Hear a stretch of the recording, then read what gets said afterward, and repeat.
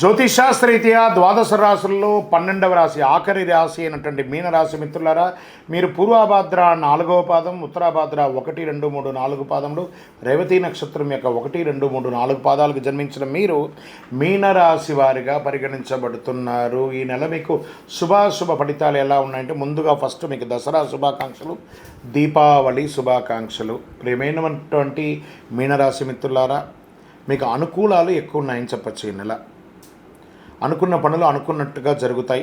ప్రభుత్వ వ్యవహారాలు శుభప్రదంగా ఉంటుంది. మీరు కోల్పోయినటువంటి ఏవేవైతే కోల్పోయినారో, ఎలాగో 7.5 శని మీకు నడుస్తుంది. కొన్ని కోల్పోయినట్టు ఉంటారు కదా, వాటన్నిటికీ ఉపశమనం అని చెప్పచ్చు. మళ్ళీ మీరు పొందే అవకాశాలు ఉన్నాయి. గౌరవ మర్యాదలు కూడా పొందుతారు. కుటుంబం సంతోషకరమైనటువంటి ఆహ్లాదకరమైనటువంటి వాతావరణంలో ఉంటుంది. ధన ప్రవాహం పెరుగుతుంది. వ్యాపారం చేస్తున్నటువంటి వారికి మీ డెట్స్ అంతా క్లియర్ అయ్యే అవకాశాలు బాగా కనబడుతున్నాయి. చిన్న చిన్న అభిప్రాయ భేదాలు ఉంటాయి చూసారా, మీ యొక్క వ్యాపారంలో కానీ, ఉద్యోగంలో స్థలంలో కానీ, భార్యాభర్తల మధ్య కానీ, అన్నదమ్ముల మధ్య కానీ, అవన్నీ కూడా పరిష్కారానికి వచ్చే అవకాశాలు గట్టిగా కనబడుతున్నాయి. మీ యొక్క సంతానం విషయంలో మంచి శుభవార్త వినే అవకాశాలు కనబడుతున్నాయి. పాత రుణాలు ఏమైనా ఓల్డ్ డెట్స్ ఏమైనా ఉంటాయి చూసారా, అవన్నీ కూడా క్లియర్ చేసుకునే అవకాశాలు ఎక్కువ కనబడుతున్నాయి. మీ సహ ఉద్యోగుల యొక్క సహకారం చాలా ఉంటుంది. ఉద్యోగస్తులకి మీరు కోరుకున్న చోటుకు ప్రమోషన్స్ ఉంటుంది. కానీ శని ప్రభావం కూడా ఉంది కాబట్టి అప్పుడప్పుడు మీ యొక్క నోటి యొక్క ఇబ్బంది ద్వారా ఇబ్బందులు పడే అవకాశం ఉన్నాయి. ప్రభుత్వం నుంచి రుణం తీసుకోవాలి, బ్యాంక్, చిట్ ఫండ్స్, ఇవన్నీ కూడా కాస్త దస్తావేజుల మీద సంతకం పెట్టేటప్పుడు జాగ్రత్తగా తీసుకొని, మీకు అవన్నీ రాబోతున్నాయి. కానీ దస్తావేజులు సంతకం పెట్టేటప్పుడు జాగ్రత్తగా ఉండండి. మీ ప్రయత్నాలు మీరు ప్రయత్నం చేయండి, భగవంతుడు మీకు అనుగ్రహం ఇస్తాడు. మీ తోటి వ్యాపారం నుండి పోటీని మాత్రం పొందక తప్పదు ఉంటుంది. భాగస్వామ్య పక్షం పార్ట్నర్షిప్లో కాస్త గొడవలు వస్తున్నాయి, జాగ్రత్తగా ఉండండి. ఉద్యోగం చేస్తున్నటువంటి స్త్రీలకు కూడా ఇది ఒక మంచి కాలం అని కూడా చెప్పచ్చు. ఇతరులు మాట్లాడేటప్పుడుగా ఓపిక ఉండండి. స్త్రీ పురుషులు ఎవరైనా కూడా వాళ్ళ మాట విని మీ యొక్క ప్రజెంటేషన్ ఇవ్వండి. మీరు ఒక స్పాన్సర్గా ఉండాలి కానీ మీరు బెగ్గర్గా ఉండకూడదు. కాబట్టి ఆ రకంగా 10 మందికి సహాయం చేసే స్థితిలో భగవంతుడు మీకు ఉంచాలని మనస్ఫూర్తిగా ప్రార్థన చేసుకోండి. ఇతరుల కోరికలు తీర్చడానికి కోసమే ఉన్న మీనరాశి మిత్రులారా, కాస్త మీరు అలంకార ప్రియులు కాబట్టి ఆహ్లాదకరమైనటువంటి వాతావరణం ఎప్పుడు కోరుకుంటూ ఉంటారు. మీకు మంచి మంచి అవకాశాలు కూడా వస్తుంటాయి.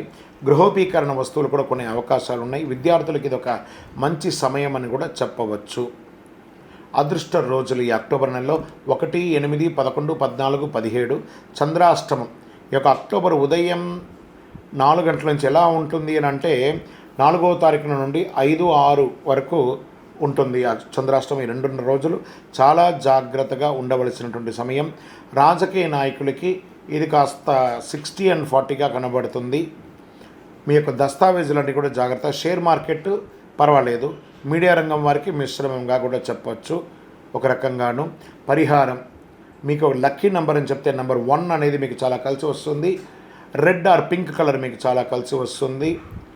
శివాలయంలోకి వెళ్ళి దీపం వెలిగించండి. ఎలాగో దీపావళి వస్తుంది కదా, మీ వయసు ఎంత ఉందో అన్ని దీపాలు వెలిగించండి. పేదవాళ్ళకి ఆహారం, ఆకలి అన్నవారికి ఆహారం ఇవ్వండి. అష్టమి నాడు భైరవుని ప్రార్థించండి. అతి శక్తివంతమైనటువంటి కరుంగాళి మాలను ధరించండి. ఆరోగ్యపరంగా బాగుంటారు. గ్రహదోషం తొలగి ఉంటుంది. అన్ని రకాలుగా మేలు జరుగుతుంది. మీ యొక్క వ్యక్తిగత జాతకం తెలుసుకోవాలనుకుంటే కింద కనబడుతున్నటువంటి నెంబర్కి మీ యొక్క date of birth, time of birth, place of birth WhatsApp చేయండి. విజయవస్తు. ద్వాదశ రాశులన్నిటికీ మీరందరూ కూడా ఆయురారోగ్య ఐశ్వర్య భోగభాగ్యాలతో ఉండాలని అఖిలాండ కోటి బ్రహ్మాండ నాయకుడు శ్రీ ధర్మశాస్త్ర అయ్యప్ప స్వామి వారి యొక్క 18 అవతారముల దేవాలయం తిరుపతిలో జీవకోణలో ఉన్నటువంటి ఆ జీవశాస్త్ర స్వామి వారిని దర్శించండి. మీకోసం మేము ప్రార్థన చేసుకుంటాం. తిరుపతికి వచ్చినప్పుడు మన దేవాలయాన్ని దర్శనం చేసుకోండి. రైల్వే స్టేషన్ నుండి తిరుపతి బస్టాండ్ నుండి 3 కిలోమీటర్ల దూరంలో ఉంటుంది. విజయోస్తు. వందే మాతరం, వందే మాతరం, వందే మాతరం. శరణమయ్యప్ప.